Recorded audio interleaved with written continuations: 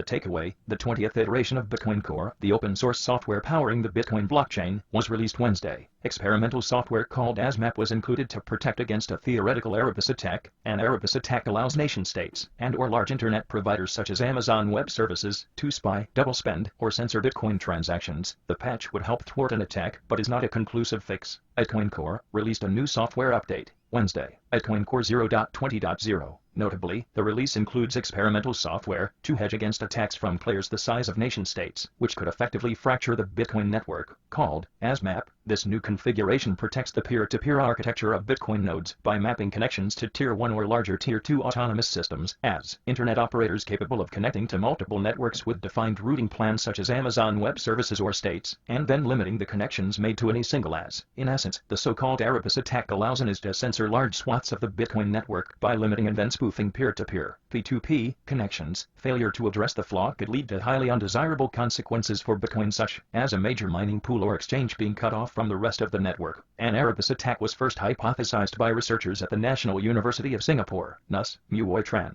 In-Ho Choi, Jai Jung Moon, and Havivu and Min-Soo Kang, who co-authored a 2019 paper detailing the attack. The kicker: it's entirely undetectable until too late. Attack architecture: Erebus falls under the general man-in-middle attack scheme made possible through the P2P nature of Bitcoin. Greek for shadow, Erebus is itself a derivative of the Eclipse attack first described in 2015. As theorized, the malicious actor will try and connect to as many nodes as possible around one node that the attacker wishes to isolate, an exchange's node. For example, the malicious node can begin to influence the victim node by connecting to its peers. The end goal is to make the victim node's 8 external connections pass through the malicious party. Once accomplished, the victim is isolated from the rest of the network. The malicious actor can decide what transactions and information are sent to the victim. This information can be completely different from the rest of the network and could even lead to a chain split or censorship. Erebus attack schematic. Source: National University of Singapore. Our attack is feasible not because of any newly discovered bugs in the Bitcoin Core implementation, but the fundamental topological advantage of being a network adversary, the NUS academics wrote in 2019.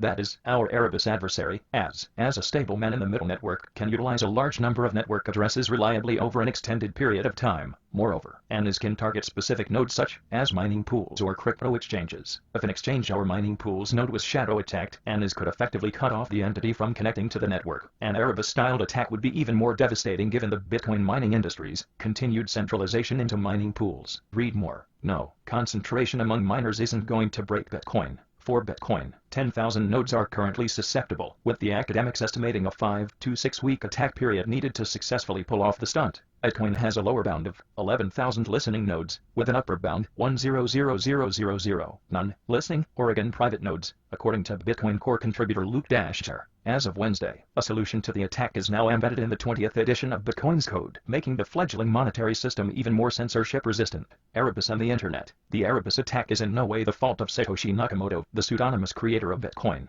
It's just how the Internet evolved. We are solving a problem of not your internet provider, but some internet provider in the world screwing you, because that's much more dangerous, said Chaincode Labs researcher and Bitcoin Core contributor Gleb Naumenko. Like a hub and spoke, nation-states and largest control access to the Internet. Networks further break down into individual IP addresses like the phone you're probably reading this on. Bitcoin nodes operate in the same manner, with each node having its own IP address, unless hidden via Tor or another obfuscation method. Once a node decides to go through the malicious node, the IS can decide how that node connects to the rest of the network for that particular connection. When a Bitcoin node connects to the network, it typically makes 8 outbound connections, meaning it will broadcast a transaction to 8 other Bitcoin nodes. Slowly but surely, every node in the Bitcoin network confirms and writes down a transaction made by another node, if valid. In Erebus, if the IS is successful in grabbing all of 8 of the node's external connections, the node serves at the whim of the IS. The attack comes in 2 parts: reconnaissance and execution. First, the IS maps out IP addresses of nodes within the network, noting where they can be found and what peers they connect to. Then the IS slowly begins to influence the peers it has surveyed. In other words, the malicious actor is working to exclusively accept connections from as many nodes in their community as possible. The number of connections depends on the attacker's motivations, censoring individual transactions, blocking off-chain transactions, such as on the Lightning Network, from occurring, selfishly mining a split chain of the network to get a larger percentage of block rewards, or even launching a 51% attack to double-spend Bitcoins. The more nodes a malicious attacker exclusively controls, the more damage they can do to the network. In fact, with enough connections, connections, they can effectively shut down Bitcoin by controlling large swaths of the Bitcoin network, said the NUS team. A powerful adversary, such as a nation-state attacker, may even aim to disrupt a large portion of the underlying peer-to-peer network of a cryptocurrency.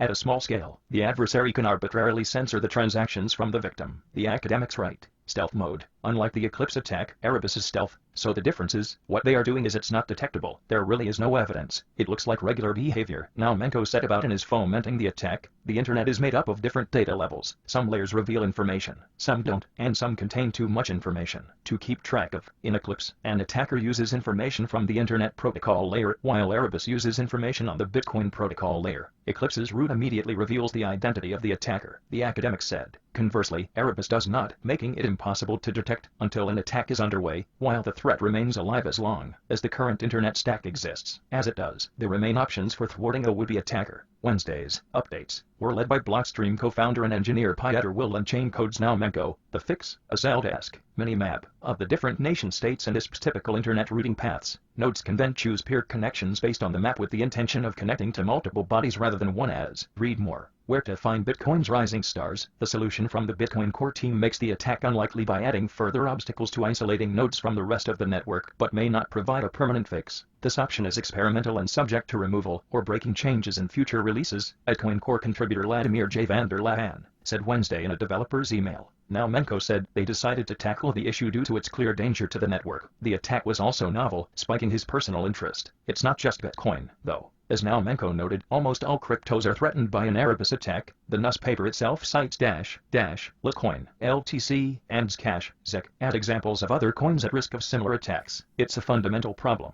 and the protocols are very similar. It's systemic, it's not some bug where you forgot to update the variable. Chain Codes Now Menko said, it's peer-to-peer architecture and part of all the systems.